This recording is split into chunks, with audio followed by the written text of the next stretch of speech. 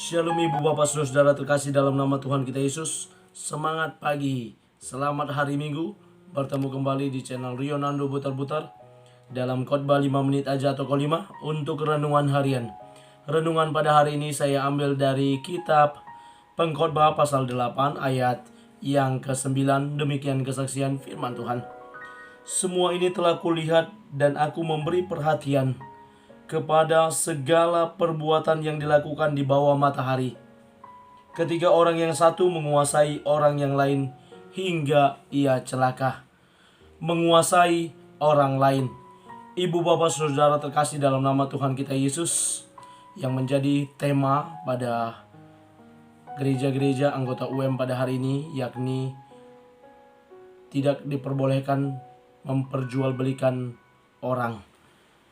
Terkait penjualan manusia atau perdagangan orang, mungkin kita pernah mendengar banyak kasus, dan beberapa kasus diantaranya bisa saja terkait penjualan yang dilakukan untuk mempekerjakan orang tersebut.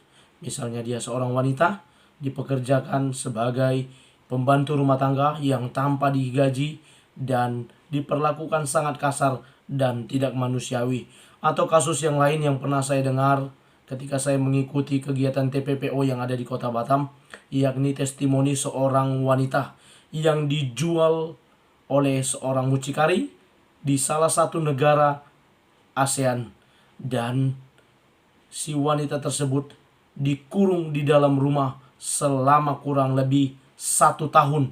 Dan selama 1 tahun itu dia dijadikan, menjadi budak seks dari orang yang memperlakukan dia.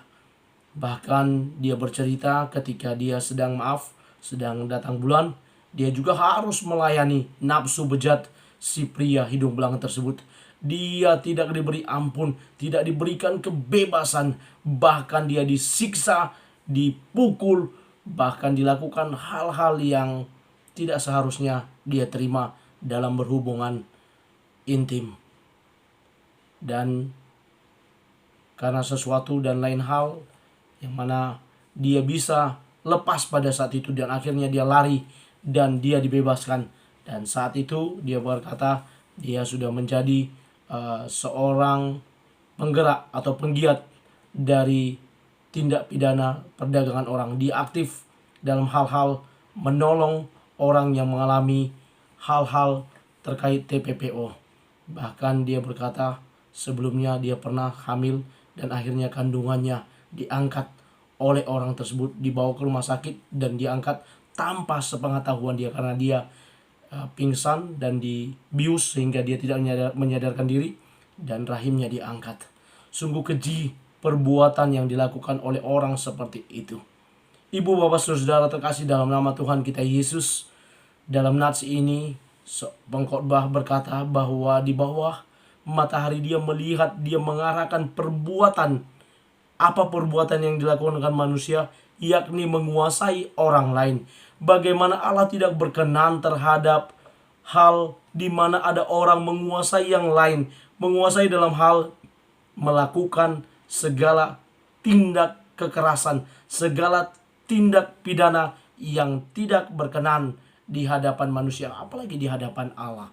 Hal itulah yang tidak berkenan di hadapan Allah, menguasai orang lain, mengeksploitasi orang lain, baik itu anak-anak, perempuan, maupun orang-orang yang dipekerjakan secara tidak manusiawi. Kita pernah dengar di Banten, Tangerang, bagaimana ada sekelompok orang yang dipekerjakan setiap hari tanpa digaji, sementara si pengusaha tersebut meraup keuntungan. Sebuah tempat perusahaan pabrik yang ada di tengah-tengah kampung, namun tidak diketahui oleh orang satu kampung, ada orang yang dieksploitasi. Bagaimana perbuatan yang tidak berkenan ini adalah hal yang sangat dibenci oleh Allah.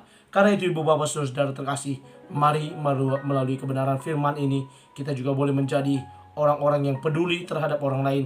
Dan kalau Anda adalah seorang majikan, Anda adalah seorang bos, Anda adalah seorang pimpinan, mari perlakukan para pekerja kita secara manusiawi. Mari kita manusiakan manusia lain supaya mereka juga boleh berkarya sesuai dengan tugas pokok dan fungsinya. Terima kasih, kiranya firman Tuhan ini boleh menjadi rema bagi kehidupan kita, sehingga nyatalah kita orang-orang yang berkenan di hadapan Tuhan. Selamat beraktivitas, selamat beribadah nantinya. Tuhan Yesus memberkati. Shalom.